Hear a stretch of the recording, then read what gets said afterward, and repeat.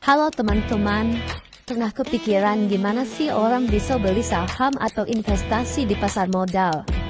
Nah, di video ini kita bakal bahas transaksi efek dengan cara yang santai dan mudah dipahami. Yuk kita mulai. Pernah dengar istilah efek di pasar modal? Nah, efek itu sebenarnya adalah surat berharga yang bisa kita beli dan jual sebagai bentuk investasi. Contohnya ada saham, obligasi, dan reksadana. Kalau kita punya saham, artinya kita ikut memiliki sebagian kecil dari perusahaan tersebut. Sedangkan obligasi itu ibaratnya kita meminjamkan uang ke perusahaan atau ke pemerintah. Lalu, bagaimana dengan transaksi efek? Transaksi efek adalah kegiatan jual beli efek yang dilakukan oleh investor di bursa efek melalui perusahaan sekuritas. Ini adalah bagian yang sangat penting dalam pasar modal karena dari sinilah dana investor bisa mengalir ke perusahaan yang membutuhkan modal. Jadi, transaksi efek bukan cuma soal jual beli saja, tapi juga membantu perusahaan berkembang dan ikut mendorong pertumbuhan ekonomi. Jika kamu di pasar modal ada berbagai jenis efek yang bisa diperdagangkan. Yuk kita bahas singkat. Yang pertama saham. Saham adalah tanda kepemilikan perusahaan. Investor bisa untung dari dividen dan kenaikan harga saham. Tapi ingat, risikonya juga mengikuti kinerja perusahaan. Yang kedua, obligasi.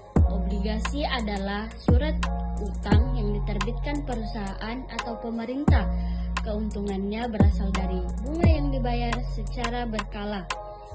Yang ketiga, reksadana mengumpulkan dana dari banyak investor dan dikelola oleh manajer investasi, cocok untuk pemula karena resikonya lebih terverifikasi.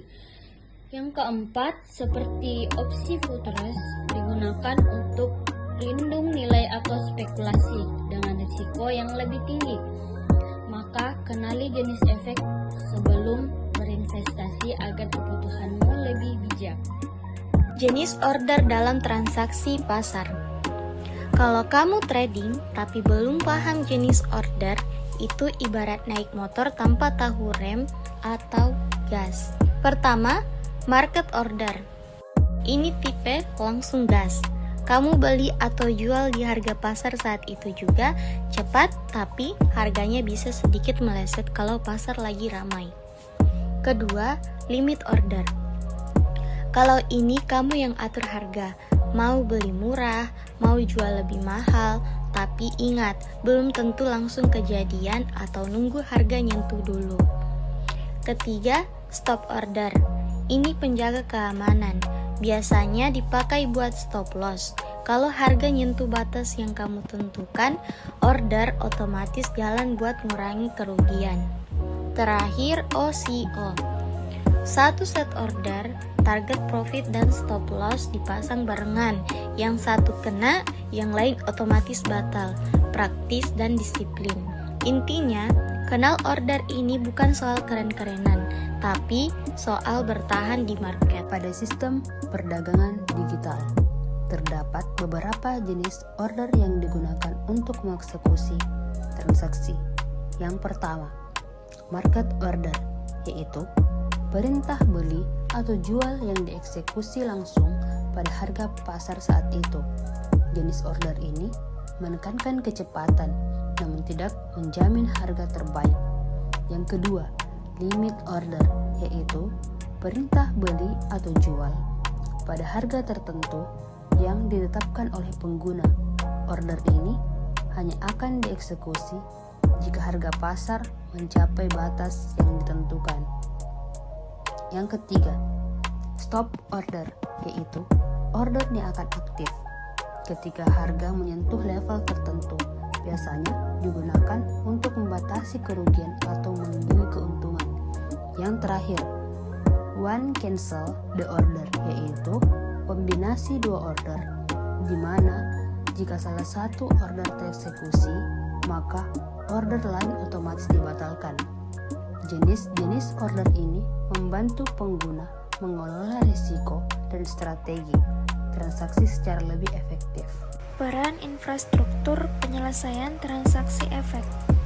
Dalam pasar modal, transaksi efek tidak hanya berhenti pada proses jual beli di bursa, tetapi harus diselesaikan secara aman dan terjamin. Penyelesaian transaksi ini didukung oleh beberapa lembaga infrastruktur utama, yaitu broker, KSEI, KPEI, dan kustodian. Masing-masing memiliki peran yang saling berkaitan. Broker atau perantara pedagang efek berperan sebagai pihak yang menghubungkan investor dengan pasar modal. Kustodian Sentral Efek Indonesia (KSEI) berperan sebagai lembaga penyimpanan dan penyelesaian efek secara terpusat. Clearing Penjaminan Efek Indonesia (KPEI) memiliki peran penting sebagai lembaga clearing dan penjaminan transaksi bursa. Kustodian atau bank kustodian berperan sebagai pihak yang memberikan jasa penitipan dan administrasi aset efek milik investor, khususnya investor institusi. Pernah beli atau jual saham? Yuk kita bahas biaya transaksi, pajak, dan contoh order retail dengan cara yang gampang dipahami. Nah, setiap kita beli atau jual saham, ada yang namanya biaya transaksi. Biaya ini berupa fee beli dan fee jual yang ditentukan oleh perusahaan sekuritas. Tenang saja, biayanya langsung dipotong otomatis saat transaksi, khususnya saat menjual saham. Investor juga dikenakan pajak final. Pajak ini langsung dipotong dari nilai penjualan, jadi kita tidak perlu repot menghitung atau membayar sendiri. Contohnya, investor retail membeli saham ABC sebanyak 100 lembar dengan harga Rp1.000 per lembar.